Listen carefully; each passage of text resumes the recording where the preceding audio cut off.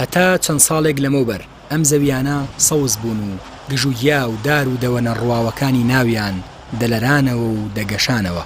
بەڵام ئێستا قۆناغ بە قۆناغ زەویەکانی وڵاتی نێوان دوو ڕووبار کە لە مێژوودا بە پیت و بەرەکەت بەناوبانگ بوون بەرە وشکبوونەوە و نەزۆکبوونی کشت و کاڵی دەچن.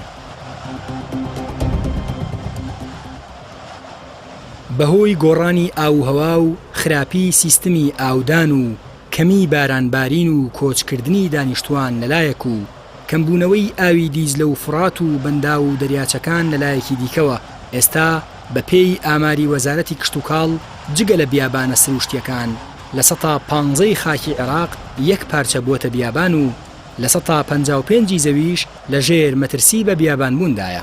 بەمەش عێراق لە پێشبڕکێدایە تاوەکو ناسنامەی بیابانی گەورە لە بیابانی باکووری ئەفریقا بسەنێتەوە و بۆ خۆی بەدەستی بهێنێ.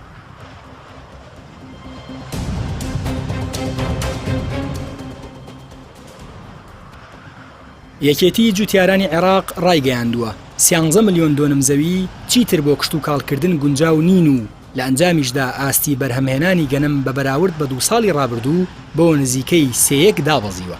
هاوکات بەرهەم ساڵح سەرۆک کۆماری عێراق دەڵێ بە بیابانبوون کاریگەری لەسەر لە 139 خاکی عێراق داناوە. بەڕای شارەزایان لە وڵاتی عێراق تا ئێستاش بە هەمان شێوە و ڕێگاکانی سەردەمی سۆمەریەکان کشت و کاڵ و ئاودێری دەکرێن. ئەمەش هۆکارە بۆ بەهەدەردانی ڕێژەیەکی زەبەلاحی ئاو و سوود لێنەبینینی ئەوتۆ لە دوو شۆڕە ڕووباری دیزلە و فرات. بەوتەی سەرۆکی دەستەی ژینگەی هەرێمی کوردستانیش بەرپرسانی تورکیا بە دەسەڵاتدارانی عێراقیان وتووە گرنتی ئەوە دەدەن ئەو ئاوەی بەهۆی بەنداوەکانەوە کەم بووەتەوە بۆ لە 150 جاران بەشتان بکە لەبەر ئەوەی ئێوە لە عێراق کێشەی خراپی ئیدارەدانی ئاوتان هەیە نەک کەمی ئاو.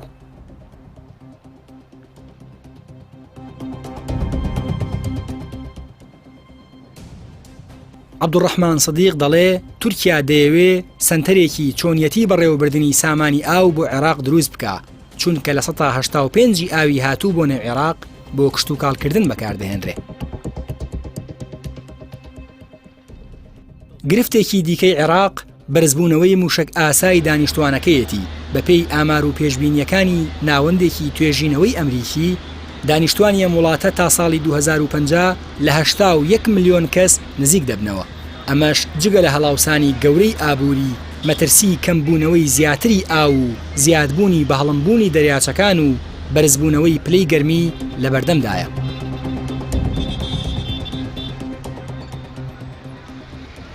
زیادبوونی ڕێژەی بە بیابانبوون و کەمبوونەوەی ڕێژەی زەوی بەپیت بۆ کشت و کاڵکردن ساڵ لە دوای ساڵ مەترسی کۆچی دانیشتوانی باشووری عێراق بەرەو هەرێمی کوردستان زیاتر دەکا. بەرپرسان و دەسەڵاتدارانیش تا ئێستا خەمێکی ئەوتۆیان لەم مەترسیە مەزنە نەخواردووە و هەمووان وەک تەماشاکەر لە وشکبوونەوەی خاکەکەیان دەڕوانن.